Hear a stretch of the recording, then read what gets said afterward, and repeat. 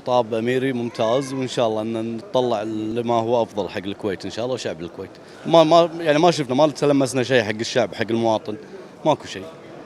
فعلشان كذي كلمته واضحة يعني سمو الأمير على الوضع اللي حصل. إن شاء الله بإذن الله إن شاء الله نتمنى هالشيء، ونتمنى هم تعليق الدستور يعني بالمرة، إذا في مجال يعلق الدستور وينفض الديرة. بس احنا من المجلس تأخير كله من المجلس، مشاريع كلها متعطلة، الدنيا كلها متعطلة من المجلس. خلاص احنا نعلق المجلس ونمشي أمور الديرة كمواطنين. نشوف أن المجلس ما له داعي نهائيا، ما له داعي. شنو قدم لنا المجلس؟ شنو سوى؟ أداء الحكومة الفترة اللي طافت ماكو شيء. المواطن نفس ما هو، راتبه نفس ما هو، مشاكله. طلعوا لك مشروعين يعني نفس مات المتقاعدين، نمشي مات المتقاعدين ونعطل باقي الأمور.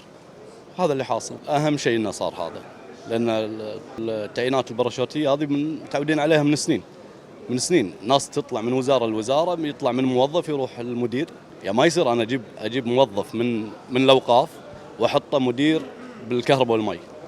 شنو يعني شنو راح يقدم لي؟ باذن الله بسمو الامير ان شاء الله مشعل الحزم، باذن الله ان شاء الله الامور للافضل.